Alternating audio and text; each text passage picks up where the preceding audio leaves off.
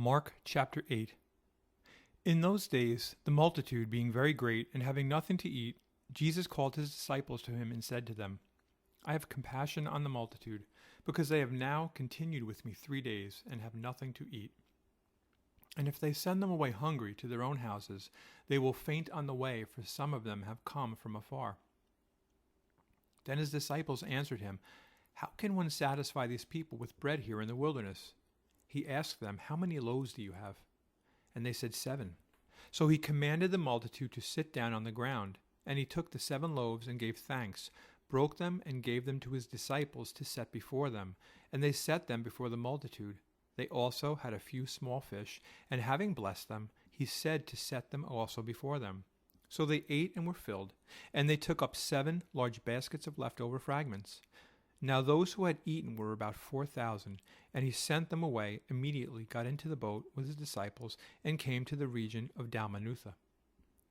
Then the Pharisees came out and began to dispute with him, seeking from him a sign from heaven, testing him. But he sighed deeply in his spirit, and said, Why does this generation seek a sign? Assuredly I say to you, no sign shall be given to this generation. And he left them, and getting into the boat again, departed to the other side. Now the disciples had forgotten to take bread, and they did not have more than 1 loaf with them in the boat. Then he charged them, saying, Take heed, beware of the leaven of the Pharisees and the leaven of Herod. And they reasoned among themselves, saying, It is because we have no bread. But Jesus, being aware of it, said to them, Why do you reason because you have no bread? Do you not yet perceive nor understand? Is your heart still hardened? Having eyes, do you not see? And having ears, do you not hear? And do you not remember? When I broke the 5 loaves for the 5,000, how many baskets full of fragments did you take up? They said to him, 12. Also, when I broke the 7 for the 4,000, how many large baskets full of fragments did you take up? And they said, 7. So he said to them, How is it you do not understand? Then he came to Bethsaida, and they brought a blind man to him and begged him to touch him. So he took the blind man by the hand and led him out of the town. And when he had spit on his eyes and put his hands on him, he asked him if he saw anything. And he looked up and said, I see men like trees walking. Then he put his hands on his eyes again and made him look up. And he was restored and saw everyone clearly.